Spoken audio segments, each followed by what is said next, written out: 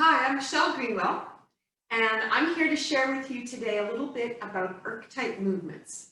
So these are movements that the body uses way back at the beginning when the cell structure is first developing in utero, and as the fetus develops, also how the body starts to navigate itself to learn how to move.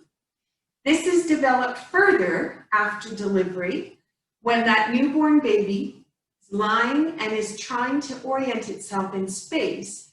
You will see this star kind of shape action that starts to happen that moves the body through the shoulder seam, hip seam, extension of the arms, extension of the legs, as well as the top of the head and all the way to the tailbone.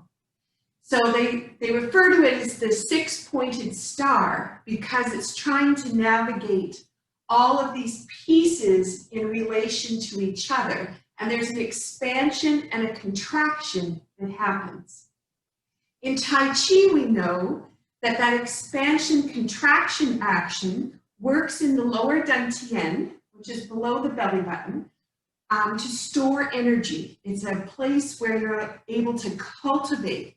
And with deep breathing, that expands energy and it expands out into our field around us and allows us to have more sustained energetic vitality in the way that we live.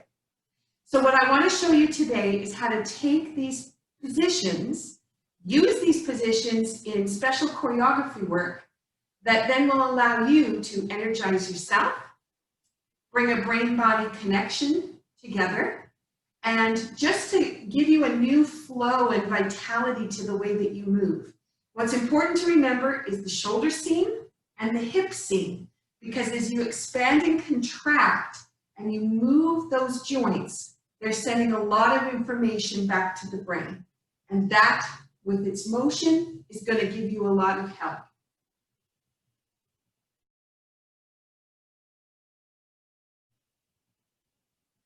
Okay, so now what I'd like to do is show you the movements that go for the children's version. Okay, with this one, I have a little rhythm pattern, which is an innate pattern in the body, known as 1, 2, cha-cha-cha, or 1, 2, 1, 2, 3. And it's a very gentle pattern you can apply onto the body if it's okay to touch the body. If it's not, if somebody is really sensitive to touch, you can actually tap beside them. And if they're sound asleep and you want to provide a way for them to relax and feel more comfortable, you can just do 1, 2, cha-cha-cha. So I'm just saying the words, you wouldn't need the words, but your hands on the mattress, very gentle. And you can go further from the body if you need to, or you can move into the body. If you can be on the body, here's what we're going to do in the children's version. So we're going to tap on the top of the head, 1, 2, cha-cha-cha. Cross your hands, 1, 2, cha-cha-cha. Down to the hip, 1, 2, cha-cha-cha. If you wish to cross your hands on this next one, you can. We're going to the knees, or you can leave it out. So it'll be 1, 2, cha-cha-cha. So within the music, every time we get back to the chorus part, you're going to go to that rhythm pattern and you're going to repeat it 3 times. Okay, so just to repeat it, 1, 2.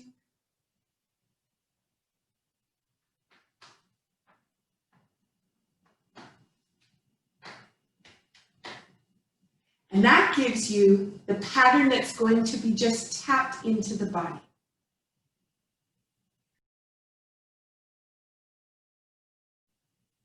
Okay, so let's go to the movement actions. So each one, when you're working with children, you only need to repeat 3 times. In the adult versions, we do between 5 and 7 times. But for the children, just 3. You're going to make your hands into a circle, and you're going to push up into your hands with your head, which is going to lengthen along the spine and through the neck. Okay, so you're going to go up this way. And while you do that, you're also going to be pushing on your feet. Connect them to the floor. If you need to do this seated, then you would be connecting your sit bones into the chair. okay? So pushing into the feet or the sit bones, and then push up through the head. And you'll just hold that for a moment. And then you're going to take your hands, put them behind you, and you're going to just put them on the tailbone. And you're just going to push into the tailbone. In the choreography for children, I'm just going to add a little tiny beat to go with the music, and these become wings. I have referred to them as butterfly wings, but in this song, it's a little bird. So it's just little tiny wings that are going to move, okay? And what your focus is pushing onto the tailbone, and you're connecting the top of the head to the tailbone. So the first dynamic action is coming through the body this way, okay? So to repeat that, circle up onto the top, push up into the head, push down into the feet, and 1, 2, 3. And then we're going to go down and push into the tailbone, sink, if you like. Okay? And again, if you're sitting on a chair, or maybe you're in a wheelchair, then you can also do that by just pushing and then connect into your feet or connect into your sit bones and connect into the top of the head, just thinking about it. Okay? That's the first action. The next one is we want to work through the shoulder seam. Excuse me. So we're going to take the hand like a rainbow. You're just going to take that rainbow up and out. So we're going to take the right hand 3 times. And if you want, you can paint the sky with any color you like. So this could be a rainbow of color. Maybe somebody says they want to use blue and take it across, and then maybe white for the clouds. You could do it that way. If you notice, I'm kind of pushing from one foot to the other. If you're sitting in a chair and you need to do this seated, you can push from your sit bones, sitting on your seat, you can push out of the floor, out of the sit bone. And if you're standing, I like to move myself from one foot to the other, and I'm going to be using my knees and my hip a little bit as well, but it allows me the chance to expand. Okay, so we've done 3 times on the right, 3 times on the left, and then we're going to put them together so that we create a figure 8 pattern with our hands. This is an innate pattern that weaves through us. They call it the Celtic wave in some of the readings, but also it's just known as the figure 8 or the Tibetan figure 8. So what we're going to do is take that right hand, paint the sky, bring the paintbrush all the way around and hook it up to the other hand. So you have it coming all the way across. Now in the choreography, we're talking about a hummingbird. So we're not going to focus so much on coming back to the middle, but our actions will do that. I just wanted you to be aware. All right, so that would be the hummingbird painting the sky with any color. And you could talk about the colors of the hummingbird if you wanted to do that. So now we're going to go to the hip. So the hip, we want to have a little bit of opening coming through the hip here. And so you need to stretch back to do that. Now, if you're sitting in a chair, you can do the same action just by pushing out of the chair a little bit. Not very much, just enough to create the opening. But if you're doing it as a standing position, I like my feet apart. I like to be able to adjust. So I can place my feet and then I can just lean back just a little bit so I can feel this open through here. I can actually feel it go all the way down towards my knee. Okay, so that would be the action. I sometimes with my feet notice that they come up like this. This isn't where you want your foot to be though. You would like it to be flat. So if you notice that you kind of come up, then you want to make sure you put that foot back down to the floor so it's flat. Now what we're going to do is to open and close that. The words in the song are going to be about the crow. Now the crow has great big powerful wings. So we're not going to focus so much on the opening and closing of the wings, but we are going to in relation to this hip. So we can close up the hip and we can expand our wings and stretch our hip and then close it back up and stretch. So now if this is a crow, you can imagine what the crow can see flying over top of the trees. I'm going to change sides. And then this is going to expand and contract and expand and contract. So again, it's that 3 times. And you just take those wings and bring them back and forth. All right, so now we have done 6 points of the star. Head to tailbone, the arms, and the hips.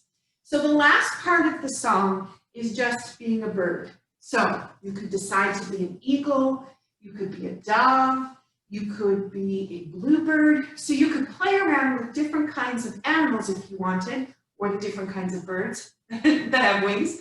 Okay, because we could go to butterflies, we could go to moths, we could go to other things too that have wings. But what I'm going to do is expand this, and I'm going to rise this time on my toes, and the action then allows me to fly around the space that I have. And if it needs to be around the desk because you're at school, then around the desk is totally fine. Just make sure you go one direction and you go back the other direction. And sometimes you'll start to always go in front of the desk or the chair, but maybe you want to travel behind it. So you might travel around and you might move yourself and turn in different ways. You can also do that. Gives you a couple of options. Okay, so that gives you all the actions. Now what we have is the music. So the music that I love to work with is Norman Foote, and his song is Bird Tales. And this has a beautiful little interlude of instruments that you could talk about, but also it gives you the opportunity to get that 1, 2, cha-cha-cha with the way that he does the chorus. So I've given you all the actions. Now's the job to put it together. Have fun playing and enjoy the time. See what happens with learning, concentration, the ability to focus, the ability to move and coordinate, and the opportunity to sit up straight and to lift the head and put it back in alignment along the spine. There's so much that can happen with the archetype movements and the 6-pointed star that I hope you'll start to feel the benefits to.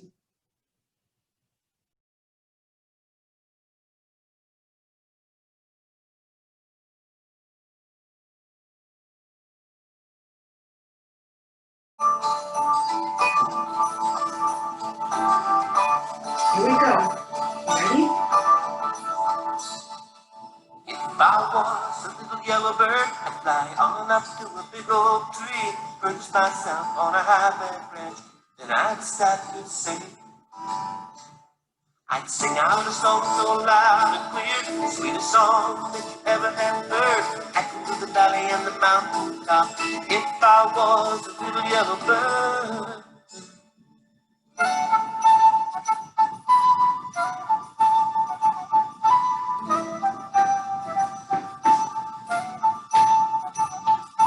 If I was a hummingbird, I'd fly on up to the window pane. I'd hum a song in midair, I'd fly on home again.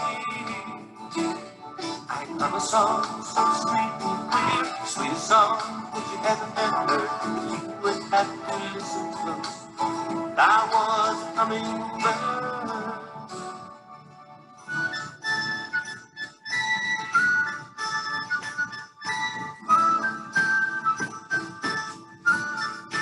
And if I was a big black crow, I'd fly on up to a telephone pole, call to my sisters and I call to my brothers, call to the critters all down below. I'd call to the children playing in the yard, call to the people driving down the road, call to the living on sitting on the back porch. If I was the big black crow.